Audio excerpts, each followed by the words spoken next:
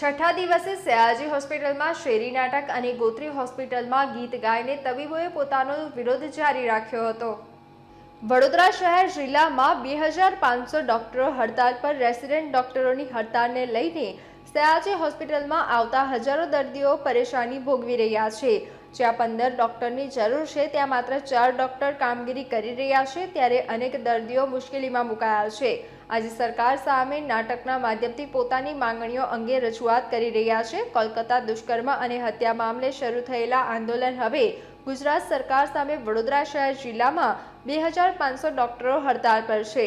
સુરક્ષાના નાટક કરતી સરકાર સામે નાટક ભજવી અનોખો વિરોધ કરવામાં આવ્યો હતો।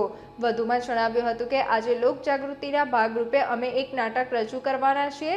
જો તબીબ કક્ષાના વ્યક્તિને આ રીતે પોતાની માંગણીને લઈ લડત ચલાવવી પડતી હોય તો સામાન્ય વ્યક્તિની વાત ગુજરાત સરકાર કઈ રીતે સાંભળતી હશે। હાલ Sayaji hospital, Gotri hospital, Parul university, Sumandeep hospital સહિતના 2500થી વધુ તબીબો હડતાલમાં જોડાયા છે। સુપ્રીમ કોર્ટની ટાસ્ક ફોર્સની રચનાથી જો ન્યાય મળી જતો હોય તો ભારત દેશમાં ન્યાયની જરૂર જ શું છે।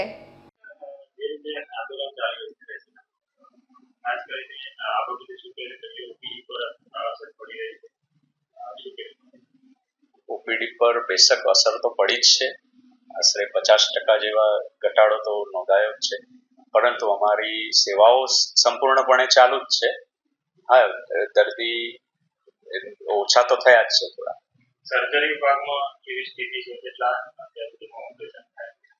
સર્જરીમાં પ્રથમ દિવસે 49 પોસ્ટપોન કરવી પડી હતી, ત્યારબાદ તો ઇમરજન્સી ઓપરેશન્સ ચાલુ જ છે। આ લોકો હવે રસ્તા પર કરી રહ્યા છે,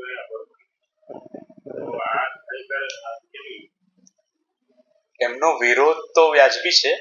હવે એના માટે એ લોકો જે બી રસ્તા અપનાવે એ કાયદાને અનુસાર હોય એ અમે ઈચ્છીએ છીએ।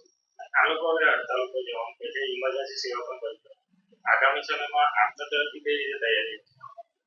અમે ચોક્કસ એ માટે સજ્જ જ છીએ, પણ જો ખરેખર ઇમરજન્સી સેવાઓ બંધ કરવામાં આવશે જુનિયર તબીબો દ્વારા તો ખરેખર હોસ્પિટલની સેવાઓને અસર તો પડશે જ।